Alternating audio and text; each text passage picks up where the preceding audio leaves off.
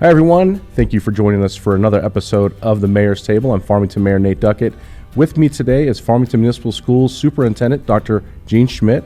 We're going to be talking about Farmington Municipal Schools' Return to Learn plan, the partnerships between the city and the school district, and so much more. Thanks for joining us.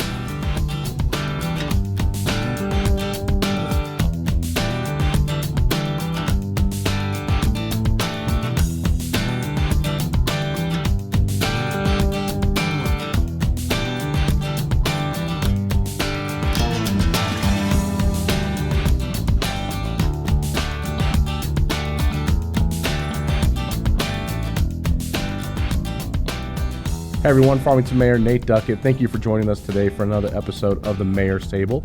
My special guest with me today is Farmington Municipal Schools Superintendent Dr. Gene Schmidt. Dr. Schmidt, thank you for joining us. I'm delighted to be here. We have a lot to talk about today. There is lots to talk about. You know, it makes me think when we get together that maybe we should be doing these types of Mayor's Tables more often because of all the things that go on within our school district. And as we talked earlier about the partnerships that the schools and the city have together. But I appreciate you joining us today, and I want to make sure that we get the caveat right off the bat that we have filmed this Tuesday, September 15th. So this is airing on Monday for the first time, the 21st. There may be something that happens this week that comes from the state that we won't be able to address today. So as we've been through this fluid situation for the past 190 days or whatever we've been in, there is that possibility that things could change. Except we know that you have a board meeting tomorrow, the 22nd of September. So we know nothing immediately has changed between now and then. So I do appreciate the fluidity of the moment, because one of the things that Farmington has shown over these last months is adaptability to a changing situation. So with permission, I'd just like to share a few thoughts with our community that we love our kids. We have a great appreciation for our staff and the work our school leaders are doing. We are going to figure out a way to get our kids back into school.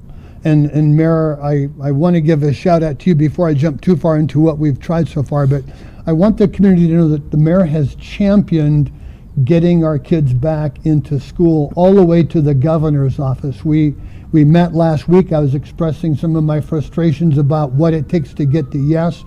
Mayor says, let me call the governor's office. Within an hour, the governor's office is calling, wanting clarification as to what's going on that Farmington can't get open. So even though that petition was denied, I was still impressed with the fact that you got me in the front door of the governor's office with a chance. And so now as we move forward in presenting different kinds of plans, I can continue to say, here's our next idea. So let me jump back in time. Time goes all the way back to March 13th. Literally, we're at a school board meeting, and Board President Rhodes is getting these texts, are you closing school? And we're looking at each other and say, what? Well, we hadn't known at that very moment the governor was having a press conference saying that within a week after spring break, all schools will be virtual. And at that time, it looked, okay, that's like 3 weeks. That's going to be okay. And then it wasn't. It was for the rest of the school year. So now fast forward for a whole summer that we are building a plan to, we called it Return to Learn, for as many kids as we can, because one thing Farmington wants is their kids back in school. So we came up a plan that followed the state guidelines, and at that time it was based upon 6-foot social distance and the capacity size of a room. So envision something as big as your mayor's round table studio. I could easily fit by capacity probably 20 kids and still social distance in this space. Sure. So that is the plan that we presented. And just to be sure, you're going to love this, just to be sure, it is now Wednesday, about probably September 2nd-ish. And we are having a cabinet meeting. We've invited the deputy secretary to join us through Zoom, saying on the 8th, just a couple of days from today, September 2nd, September 8th is when we're bringing kids back. Everything's good to go, right? Yep, everything is good to go. In fact, we'll put it in writing. So now Now it's Thursday, September 3rd, and we have a call-in with the Secretary's office. All the 89 superintendents from New Mexico call in, and in the middle of the conversation, there is this slideshow, and the press actually saw it. It was a press release later in the day. The Secretary did the same basic spiel with a little PowerPoint. There's Farmington's name on the Secretary of Education slideshow saying good to go. Except now he's talking about something called teacher roster. He's not talking about room capacity anymore. I'm getting nervous. I'm calling my team, he just said roster, he didn't say room capacity. After the press conference, he called, and with your help, the governor's office called, and I said, what is this 6-foot social distance? And without any pre-warning, the day after you told us our plan was accepted, in fact, if I go on the Secretary's website, my plan is accepted. We can't start on Tuesday after Labor Day. So I had a hurried confab with my team. I wrote a letter to an astonished and deflated community saying we can't open. And that has caused us to now have what I would call a second befuddlement, because not only do I have to change a plan to account for teacher rosters. So let me explain the difference between capacity and roster. We were looking at bringing back 15 to 17 kids per classroom. Capacity, social distance, we moved furniture, we rearranged rooms, we made space. When it's a roster, it is how many kids does that teacher have on that lesson plan. And so pretend now you're a kindergarten teacher for me. Your roster has 15 kids. Yesterday, I was going to bring back all 15. Today, I can only bring back half of my roster, which is 7.5, so I'll be kind and say 8.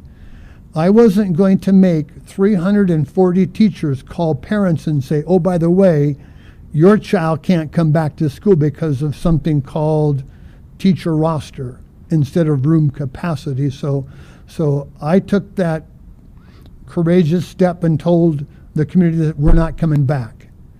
But we will continue to work with the public education department to try and figure out what it takes to get to yes for us to get back to school. So I appreciated your comment to our listening audience that it's a fluid moment. We're in constant conversation with the public education department to figure out how I can bring back as many kids as I can who want to come back. So the story is still a crazy one because I want to go back to that teacher roster. Because it doesn't pass the logic test to me, I can bring back now apparently 12 kids for a high school English class because I've got 24, 25 kids on that teacher roster. But think about my AP Calc teacher who had 7, maybe 6 advanced placement calculus kids rostered to that teacher. Public education department says that teacher can only have three kids, 3 students. So there's a logic that I'm trying to understand. Think for a moment about, I have high needs, life skill, exceptional program kids. I might have a 1 to 5 roster, maybe Sure. 1 to 4. How many kids can I bring back? 2. And so we're trying to have a conversation about logic with the public education department as we resubmit a new plan to bring back as many kids as we can. So for those who enjoy the Mayor's Roundtable, I want you to know that we are trying to understand a continuous set of changing rules to get our kids back into school. I am hopeful that we will come up with the plan sometime between now and October 13th, 14th. I want to get kids back into school, but you're going to need to understand there are gatekeepers that keep me from doing that. And as an example, Mayor, once we get a plan that says yes, that will be for pre-K 5. Right. Then, as we understand the message from the governor's office and the public education department, it is about, we're going to wait and see how that goes, Gene. And we might wait 2 or 3, we might wait a month. And then we'll think about what we can do with the middle school kids.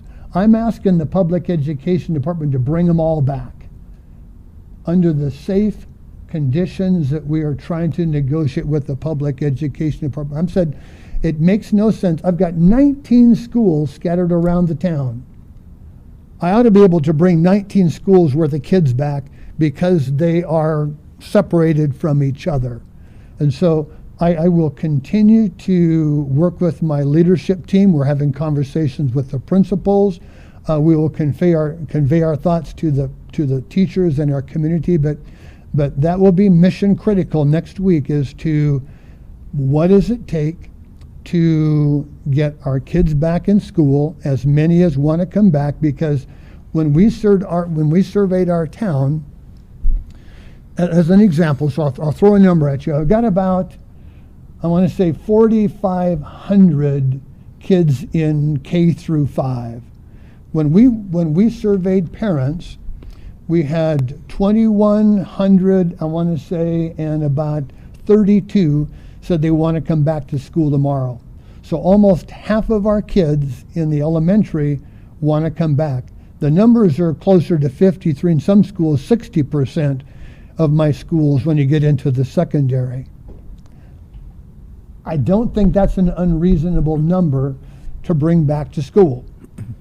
I would say that when kids are back in the building, their friends are going to want to come back and be with them. So it would not surprise me that day we opened, I had another 1,000 or more saying, well, what about me? Right. And so I am hopeful that somewhere in this story, we can show through good safe practices, through education, instruction, that we can bring kids back in a safe, and I would say, and staff as well, because we care about them all. It's one of our pillars of success, is that safe and supportive environment for our kids. And so we want to do this in a safe, thoughtful fashion.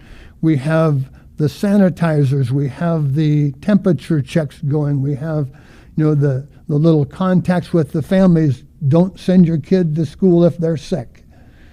We're going to get our kids back. We're going to figure out what plan it takes for the state to let Farmington do that. But I will share with my community that we have tried, we will continue to try. It was the most deflating letter I think I've written in my 5 years as superintendent, to tell my town, no, you can't come back to school, when my town wants to come back to school. Well, there's no doubt there were so many parents who were kind of sitting on that ledge waiting because they knew. And Gene, can you tell us how many weeks in advance had your plan been approved by the state before they came the day before and last minute and told you no? Yes, we were submitting a plan up to 6 weeks before. There was some conversation going back and forth. One of the final hedge points was, even that week, was explain one more time how you take attendance. And so, especially for kids who are at-home learners. Right. And so we told them that, our kids do a daily check-in. We want to make sure that at least once a week, kids report in through a demonstration of some kind of evidence, which would be an artifact from what they're doing in their class. So there's some kind of evidence that they show. So we came up with a plan that Public Education Department accepted, which was why that last Wednesday, before the Thursday, everything was, okay, you've met the conditions, we like what you're doing for taking attendance, go back to school. And let's put it in writing, just so you know that we're not lying to you. Yes. We're going to put it in writing. It's going to be on the website.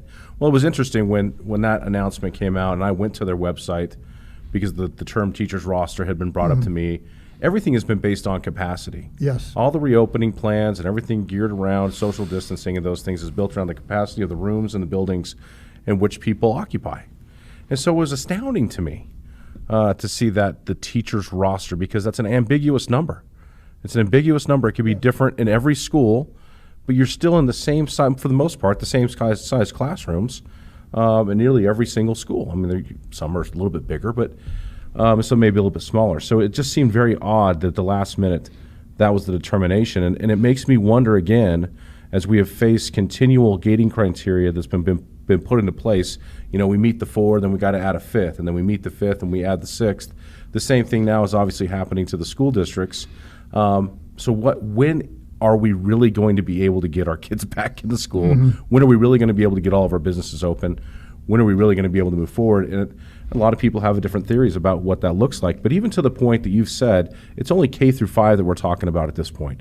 There's not even a conversation right now about middle school or high school. So I have a middle school kid, and he's just chomping at the bit to get back into the classroom and be with his peers. But we don't know. That may not be until spring semester. Well, I am hopeful that at some point in October, the middle school kids will get the good news. But here's what we're trying to do. We're thinking differently. This is a lesson learned by the superintendent, and that's I'm not going to fully share my middle school plan until you give me the middle school guidelines. Right. And I want the guidelines with an assurance that tomorrow some new theory about air filters or a different kind of mask or a face shield or earplugs or something, comes into effect. So what we're telling the public education, but what we are asking is that give us the document so we can begin a focused plan that will be a yes, so I don't have to write my community 3 days before Labor Day to say I can't open because a condition has changed. Give us the rules, don't change the rules. Sure. We'll stick by it. Stick by what you've said. And for those school districts who are approved, and that was my message to the chief of staff, the governor's office, was give us a shot. Yes. I mean, trust us that we've been doing education for a long time and that we have met these criteria of what you've asked us to do. Trust us. Let us be an example. And if it goes south, it goes south, but give us the ability to try. And that component seems to be lost in this scenario. And so we'll continue to push forward exactly what you've been talking about and continually planning for different scenarios that may be coming down the pipeline. So, and that was one of the main reasons I wanted to have you on the show today, was to just provide people that information. All of us who received that letter from you were obviously impacted one way or the other emotionally, but we could read your passion in that, Dr. Schmidt, and I think that was really important for people to see, is how hard you are trying to meet what the community has asked you to do, and you're being dealt the same deck of cards that I think mayors and county commissions and everybody who are here in the state of New Mexico have been dealt, that we're sorry, but this just isn't good enough and the timing's not right, and we're going to keep pushing this and pushing this and pushing this. And at some point, and things that we're dealing with right now from the city level, I will just tell you, dealing with the mental health component of having businesses closed and having kids not in school. And what are you seeing on your side in regards to that? Because we've had a number of bad outcomes recently for some of our students and for some of our regular residents who are dealing with, I think, a lot of stress from parents not being at work and kids not being at school. Are you all seeing anything or hearing anything on your side about that? Yes, let me share two thoughts. One is I want to talk to my teachers for just a second, because when we had presented a plan to the public education department to reopen, our teachers gave up weekends, extra time, I'll call it decluttering classrooms, making larger social spaces. And so I can only imagine the sadness and the disappointment for those teachers who gave of their time to prepare a room only to say, that doesn't count anymore. And so I want you to know that I appreciate every moment that you spent getting your classrooms ready. And so that goes to your point, Mayor, about that impacts the social, emotional, behavioral well-being, not only of my staff, but my students as well. And it is important that in a time of seeming isolation and working at home, we care about you. If you are having social, emotional concerns, call us, because we added additional social workers. And Mayor, I'm really proud of you and and Chief Heavy, because I know that you created a whole new division of what used to be school resource officers to deal with issues of social, emotional child abuse. And so there's a group of people out there, even from the police department, who are championing safety of kids. We have that same concern at school. We have counselors, we have additional social workers, we have a Say Something app that is on many of your student phones. If you observe, if you see, if you hear something that suggests the safety of a student or staff member is at risk, let us know, because we can provide help during this time of seeming learning isolation. And I will say that I'm really proud of my teachers. As an example, Monica Leeming and Daniel Fair, two of my wonderful music people, did a little FMS Rising interview with me, and we talked about how do even specials reach out to kids. And I really enjoyed Monica Leeming, who is the orchestra teacher for Tibbetts and at Farmington High. Just to get to know her kids, they had a show and tell for pets. Now, I had no idea we had iguanas and scorpions and tarantulas and things in town, but so I'll let you worry about the pets. I just thought it was an interesting, making connections with the kids. And so as Monica goes through her semester and maybe they're teaching Mozart in E minor or something, they can say, well, is your cat enjoying the music today? So we're trying to reach out to kids in a real way, a human way that can make connections. And so when that learning is taking place, kids know that those teachers care. So this is going on times 750 teachers across the district. We're trying to reach ways that we care about our kids. Hang in there, because we are going to get you back into the school. And what a celebration it's going to be that first day when your boy in middle school gets to hang out in the classroom eating lunch, right, as opposed to the cafeteria. But what a wonderful moment when those kids get to wave across as they, come off the bus or walk into the entrance. We're going to get there. You and I, we're going to figure out a way to get our town back to school. There's no doubt. In the meantime, while we're planning for that future, we are in the middle of virtual learning. A lot of challenges that have been faced with that, and I imagine superintendents all over the country are, just every day just shaking their head going, I can't believe we're pulling this off right now. But there are a lot of challenges associated with that. Can you speak to some of the things that you're seeing or hearing in regards to the virtual learning environments? Yeah, let me share that I am so proud of our technology teams and the coaching that is going on to support teaching and learning in a virtual environment. And literally, Mayor, this is taking place in English and in Spanish. And if you were at Apache, it's in Dene.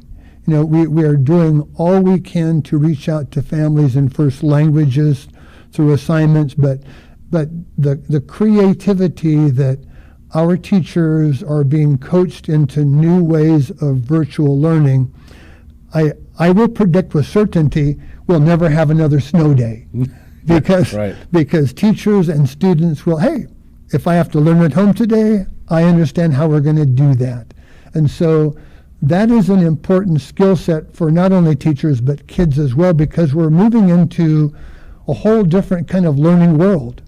These students should not be surprised that they may well be taking post-secondary classes online. Right. And so that introduction, I think, prepares us for a better tomorrow. But I will say that the kinds of things, and for our parents and communities, you can go onto the website, and maybe we can get you a link, Mayor, as part of this, but there are sites you can go on that not only coach teachers, but encourage kids and talk to the families about what they can do to support each other in a virtual learning world. So it's a work in progress. We're not perfect, but we're not going to let good get in the way of being perfect eventually. So work with us, be patient. We're learning, it's getting better.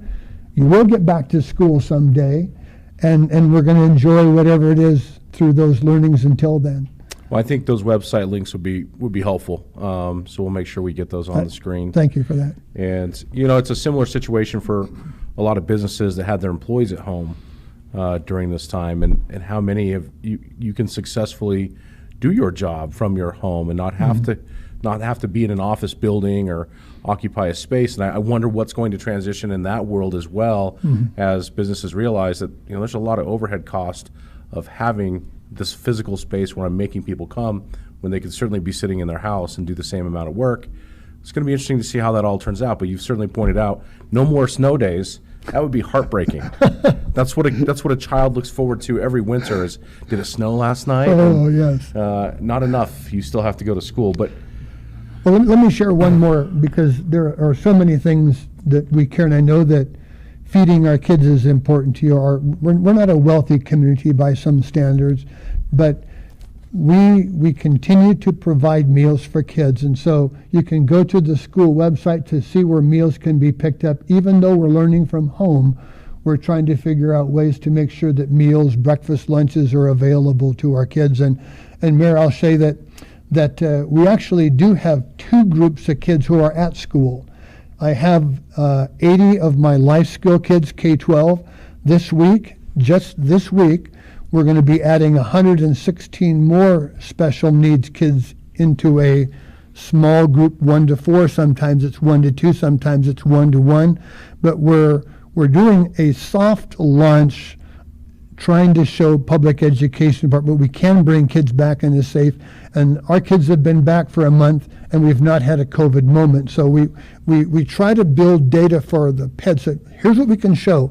We had 80, now we have 212, and life is good. Sure. Let us bring other kids, but I want to make sure that the community knows that the mayor and I want to feed you. He can't take you out to lunch, but I can. And so try and find a way to check the school's website, and we get you a lunch or a breakfast. And that's all kids who are 1 to 18. That's just not special needs or free and reduced. All kids in our town can get a lunch and a breakfast. I did see that handwritten sign posted outside of Country Club Elementary School last week that they were doing food. I think what we need to get you is a little reader board. Yes. And put it out there in front. But we really appreciate the fact that the schools have taken on that task. We'll put it out on 550 as they come into town. Yeah. Come to school for lunch. Come to school for lunch. On the air. Well, this is a very educational session we're having here, because you've opened my eyes to a couple of things that I wasn't aware of. And I know that folks out there, one of the challenges I think we all face is we see other school districts opening. I believe Aztec is doing the two day on, 2 day off component, which our plan, again, which was approved way ahead of time. We wanted to bring kids back 4 days a week. And I had somebody say to me, well, the school district should have just planned for the 2 day and 2 day off thing. Well, yeah, but they didn't need to because it was approved. Yeah. So had that been told to us right off the bat, then I imagine we would be 2 days on, 2 days off. And not only was it approved, we are trying to respond to the wishes of our town that said, Sure. bring our kids back in big numbers. And the plan that we submitted, the plan that the Public Education Department approved based on social distance and room capacity, we could have done that. Right. Well, and now you see Rio Rancho has I got word this week they're bringing their K through third graders for 4 days a week. So there's some hope there. I traveled up to Colorado, which we've been approved to travel to Colorado now. So I went and visited some family here last weekend. Kids are playing football. Kids are playing soccer. You know, and you're sitting there going, where am I? What's going on here?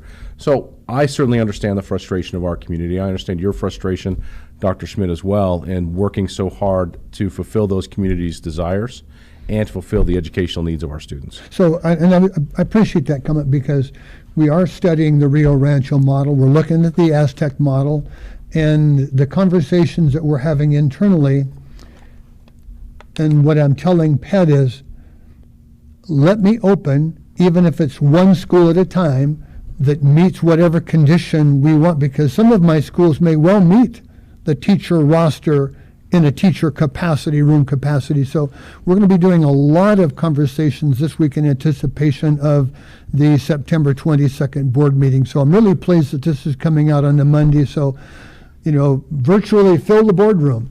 And so we can talk a little bit about what we might be doing as part of our Return to Learn plan. That's critical. So much of our life and the way our societies work is built around the school day. And so we're going to continue to support you every way that we can, and continue to push the governor's office in the way that we see it being pushed in other states that surround us. We certainly celebrate that the week we filmed this, we had a day where zero Yes. positive cases, and 0 deaths associated with COVID-19. So we're coming down that slope, and I think it's time that we start considering those things on a broader scale. Yeah, so I'm not going to let you get out of here without getting my compliment. No, because the mayor has contacts to the governor's office that I never hoped to have. And so I do appreciate opening doors for us. I do appreciate the fact that you care for the citizens of Farmington and all of our kids. And so I just wanted to share, and you maybe can extrapolate on a future show, but all of the things the mayor has done to partner with the school. And one of those, I'll tease my community by saying, and one of those is crossing guards. And there will be a day when I get to use my crossing guards. And so I look forward to that. That's probably will be my happiest moment. But other kinds of things, we continue to partner with school resource officers. And I know that Officer Chavez, for example, from Farmington High was a really nice part of, and in fact, you joined the Veterans Day on September 11. Yes. You were part of that. So Officer Chavez had a chance to represent, as did Chief Hebby, the police departments, and certainly Fire Station number 1 was part of that. So whether it be Veterans Day or September 11th, this is the town filled with patriots, and I appreciate that, Mayor, that you set that tone, that this community would just honor and love our country. And then I also want to talk about something new. Don't plan on breaking into my schools, because the mayor's got the police department watching. We've got a surveillance partnership not only with the county but with the police department that I know that Chief Hebby has signed, and I just signed that today, that we'll be looking for ways to monitor activity at school when people think people are not there. And then certainly we continue to have conversations about how we might manage school property as parks and things for the future. So that's an ongoing conversation, but it's one that we appreciate a great deal. And then finally, we will have sports someday, and they're all going to be on the mayor's lawn because we're going to get Bring it on. Bring it on. Yeah, whether it be baseball or football, soccer, or someday we hope other kinds of sports. But the city has been a great partner in providing the athletic and activity space. In fact, I appreciated a comment that came through the city. The museum is hosting an NFL world-class exhibit. We have a Pro Football Hall of Fame exhibit that has been locked up in the museum since March. Is that a cool thing? And now thing? it's open. And so we invite everybody to come out to Farmington Museum and check it out. It's incredible. Yes, and side by side is I'm listening is a historical women's exhibit based upon textiles. So very cool. There's something for the whole family at the museum that I know that my kids will be taking advantage of. The school kids as kind of mom and dad field trips, and probably field trips with friends. But what a wonderful gift to our town that we have a world-class NFL exhibit. We've had world-class dinosaur exhibits that it speaks well of our town. It does. So thank you for that. Well, Dr. Schmidt, I appreciate the compliments, and I certainly thank you and your staff, our teachers, and everybody who have put forward their best effort during this very difficult time. And again, share with them that the San Juan United Way has a lot of information for people who may be struggling right now. So I always remind our community, please make sure you're checking out the San Juan United Way website. You can contact them. I believe the phone number is 211 here locally. Is that correct? Mr. Producer, 211. So 211, if I you just, have a I phone just here. give them your cell number. Give them my cell phone. That's great. That's why I've been getting all those great phone calls. Who's this number from? But again, there's a lot of organizations and individuals who are, their job is to address people's needs in many different facets, whether it's you're dealing with something, you can't pay your rent, you need food for your family, you're dealing with some health issues and you want some help, the San Juan United Way is a great place to go for that. So, well, Dr. Schmidt, thank you. I think we covered everything today that I had on my list, and it was pretty extravagant, actually. But I just appreciate our community's ability to adapt. You had mentioned that. Just the ability to kind of see this situation for what it is, know what you can and can't control, focus on the things where you can make a positive difference, and continue to move forward and bring people with you. So thank you for doing that at Farmington Municipal School and to your board as well. We continue to be positive here in the city of Farmington. There's a lot going on around here that is good news, and we're excited to share some of those things on future Mayor's Table episodes. So Dr. Schmidt, in closing, is there anything else you would like to say to the community? Yes. I'm looking forward to the invitation when you invite me back to announce we get to open. That's going to be a great day. It would be a great That's going to day. be a great day, and we will do that. So thank you again for tuning in today on the Mayor's Table. As always, make sure that you're taking care of yourself and your family's health. That's first and foremost in every way. Thank you.